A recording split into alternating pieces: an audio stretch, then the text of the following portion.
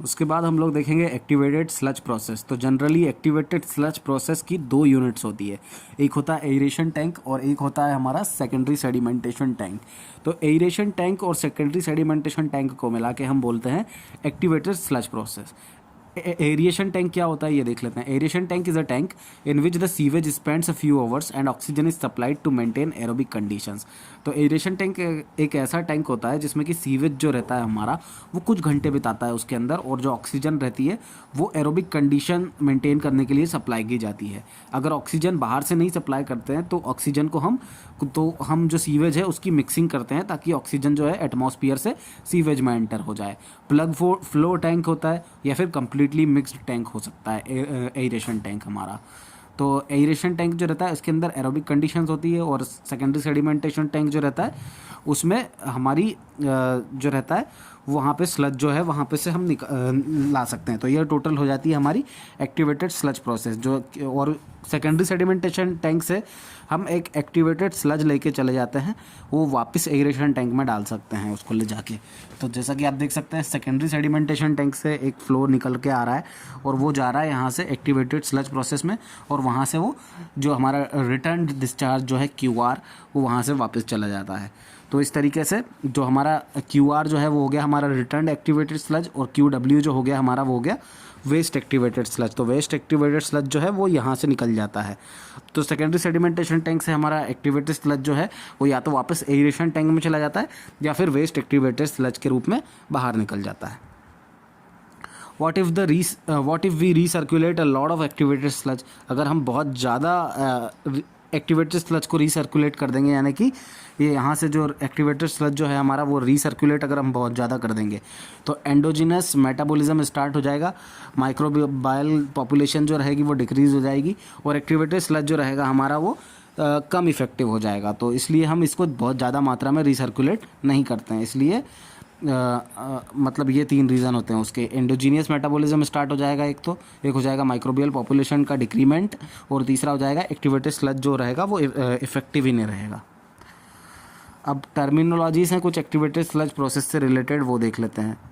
Q0 होता है, S0 होता है, एयरेशन टैंक होता है, उसमें V होता है, Q0 होता है प्लस QR होता है, फिर SST होता है और XC होता है। तो ये सारी टर्मिनोलॉजी देख लेते हैं क्या क्या होता है। तो Q0 जो रहता है वो होता है इनकमिंग स्लज डिस्चार्ज जो होता है उसको हम बोलते हैं Q0।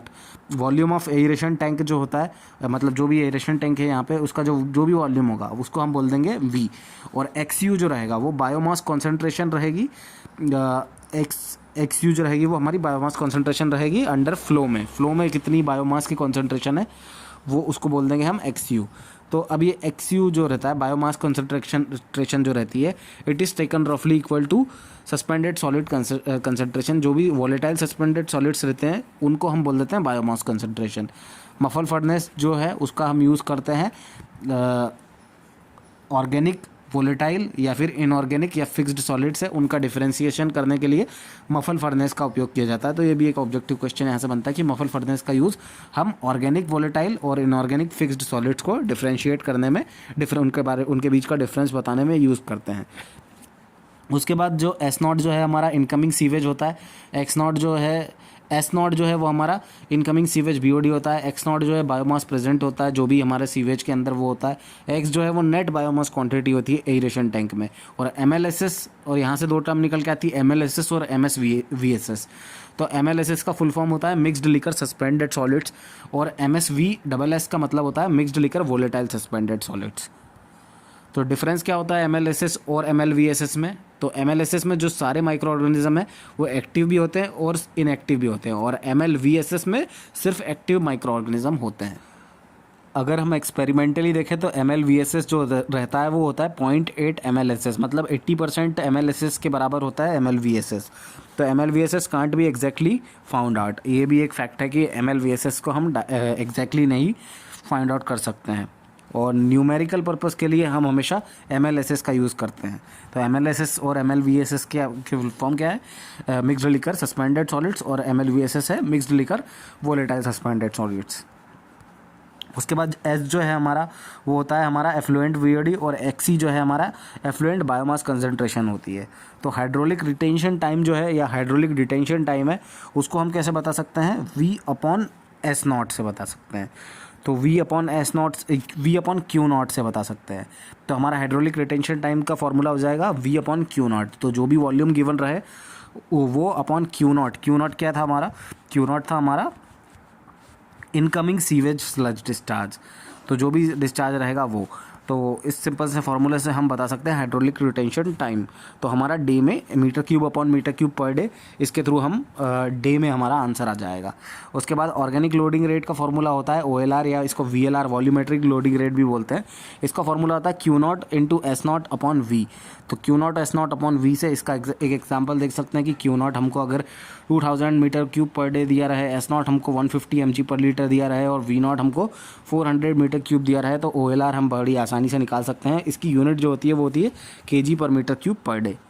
उसके बाद F/m रेशियो यानी फुट टू माइक्रो ऑर्गेनिज्म का जो रेशियो होता है उसको हम निकालते हैं V naught S naught upon V into X से। तो इसमें ये जो रहती है एक यूनिटलेस क्वांटिटी नहीं रहती है, पर डे इसकी फिक्स्ड यूनिट रहती है। तो क्योंकि फूड बाय माइक्रो ऑर्गेनिज्म का ये रेशियो रहता है।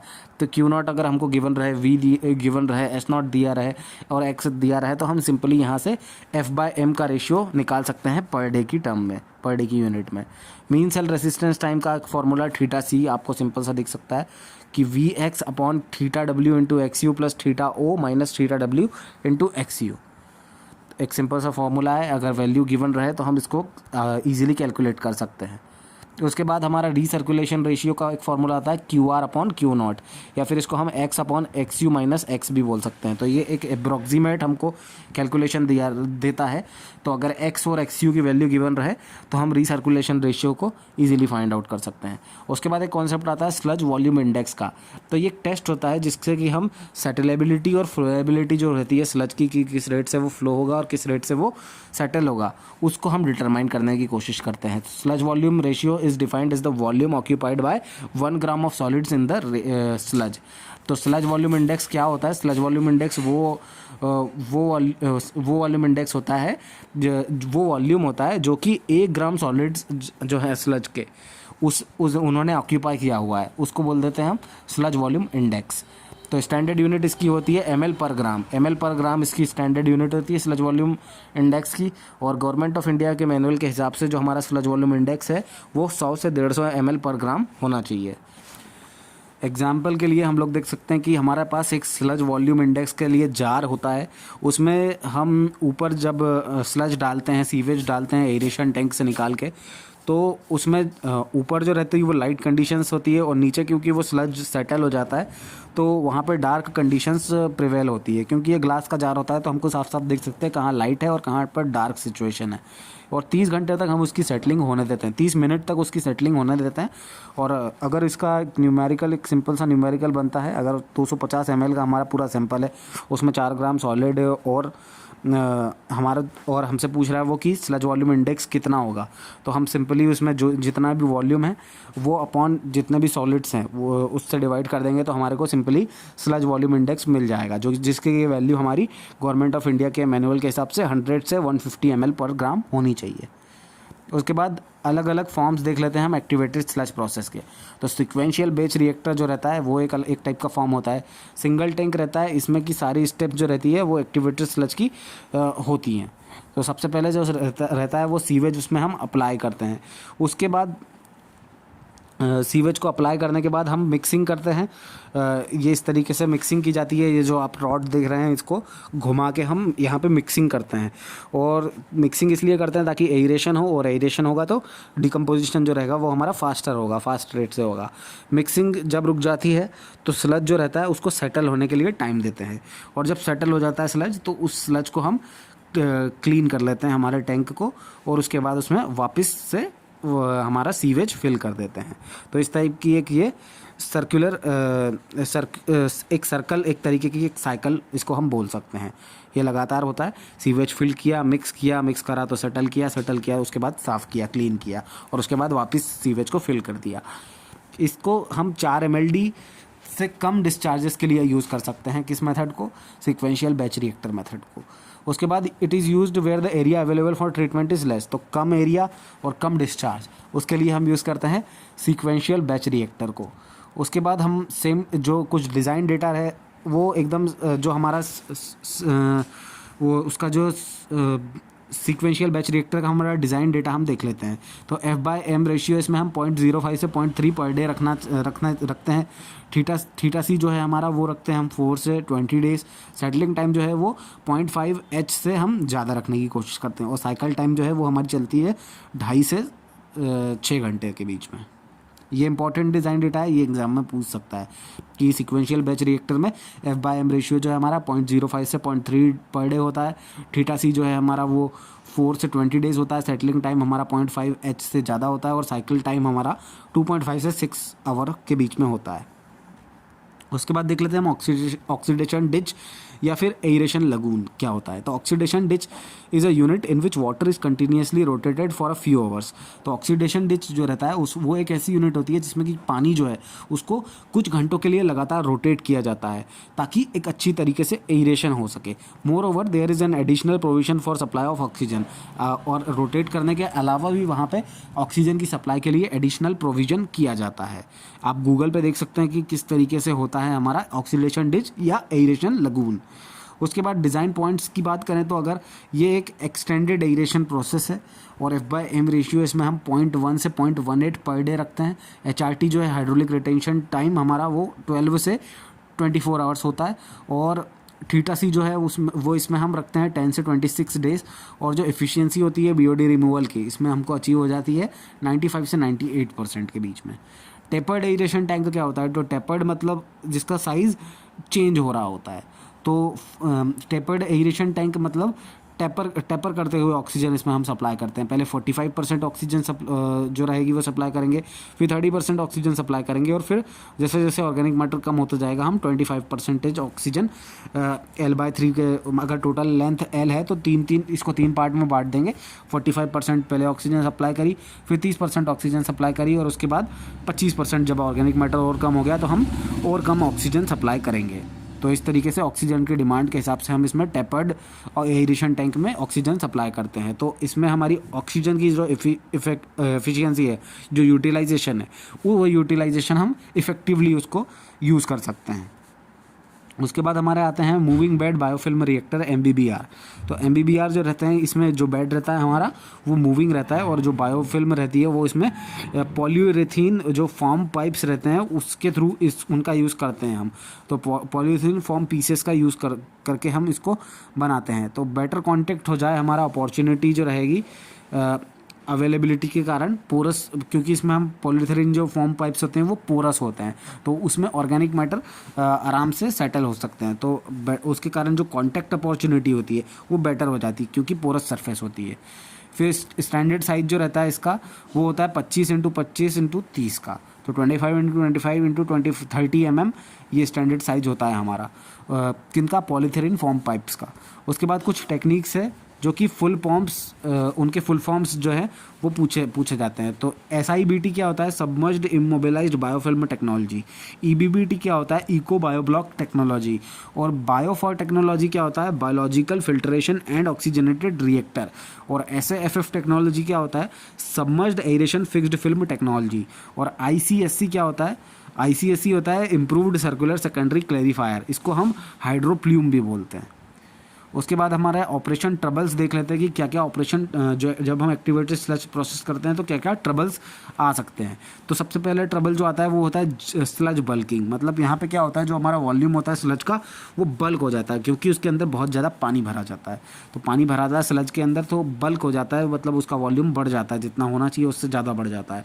तो ये एक ट्रबल आता है हमको। अगला ट्रबल आता है हमको कि ब्लैंकेट राइजिंग। तो जो भी हमारी ब्लैंकेट राइजिंग है वो होती है N2 गैस जो होती है उसके कारण, जब N2 गैस रिलीज़ होती है तो उसके कारण जो हमारा जो छोटे पार्टिकल्स हैं वो ऊपर की तरफ राइज करने लगते हैं, ड्रैग होने लगते हैं ऊपर की तरफ, तो गैस के साथ साथ। तो इसके कारण हमारी ब्लैंकेट राइजिंग हो जाती है, जो स्लज की ब्लैंकेट है हमारी वो राइज होने लगती है। तो इसको हम ब्लैंकेट राइजिंग ट्रबल बोल देते हैं।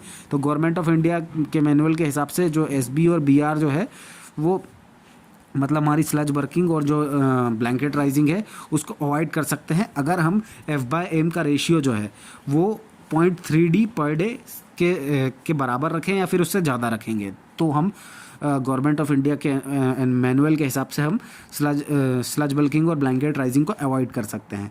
उसके बाद आ जाती है हमारी स्लज हैंडलिंग प्रोसेस। तो स्लज हैंडलिंग प्रोसेस में हम देख लेते हैं, एक बड़ा सा चार्ट डायग्राम है, इसको सिंपली देख लेते हैं कि स्लज को किस तरीके से हैंडल किया जाता है। तो सबसे पहले जो हमारा डिस्चार्ज आता है वो होता है Q0, उसके बाद वो हमारा जाता है प्राइमरी सेडिमेंटेशन टैंक के अंदर, उसके बाद वो किसी भी बायोलॉजिकल यूनिट में चला जाता है और उसके बाद वो जाता है सेकेंडरी सेडिमेंटेशन टैंक के अंदर।